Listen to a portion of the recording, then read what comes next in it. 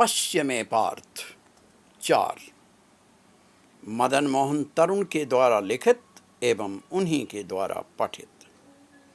बोले अर्जुन, केशव, मैं नहीं समझ पा रहा हूँ क्या है करणीय अकरणीय, बनना सर्वनाश का माध्यम या विरत रहना युद्ध से।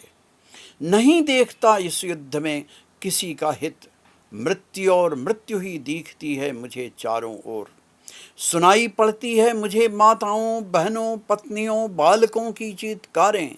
क्या लाभ ऐसे युद्ध से जो सौंप देता है अंत में मुर्दों का साम्राज्य, स्वजनों की चिताओं से धधकता स्मशान।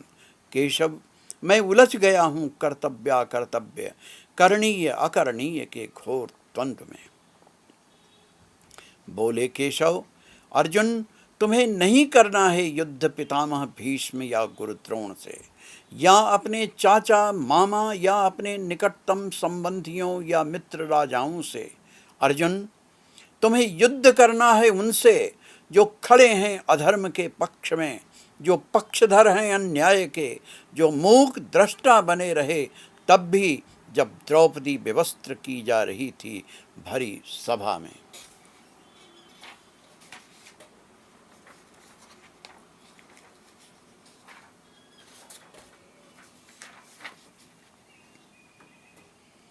उनकी ही उपस्थिति में वे चुप रहे थे मात्र अपने अनुचित राजधर्म के नाम पर। आज वे ही खड़े हैं अन्याय और अधर्म के पक्ष में शस्त्र सज्जित, न्याय की हत्या के निमित्त। अर्जुन, नहीं है इसमें कोई द्वंद्व करणीय और अकरणीय का। धर्म की रक्षा के निमित्त उचित है अधर्म के विरुद्ध युद्ध।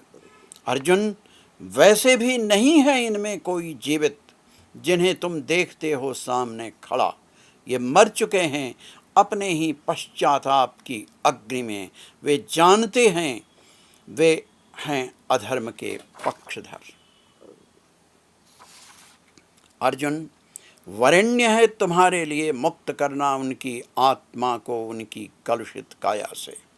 अर्जुन, शरीर नष्ट होता है, आत्मा नहीं मरती। नहीं जला सकती कभी उसे अग्नि, नहीं गला सकता उसे जल, नहीं सुखा सकती उसे वायु। जैसे ग्रहण करते हैं हम त्याग कर पुराने वस्त्र, नूतन वस्त्र, वैसे ही धारण करते हैं हम नया शरीर, पुराना शरीर त्याग कर।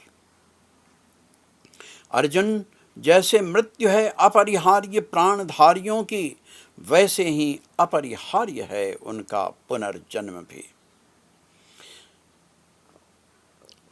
वैसे भी अर्जुन, महाकाल कर चुका है इन अधर्म पक्षियों का संहार। मात्र बंतु निमित्त इनकी मुक्ति का, रहकर निरपेक्ष इसके परिणाम से। अर्जुन, मत हो निबद्ध अपनी लघु सीमाओं में।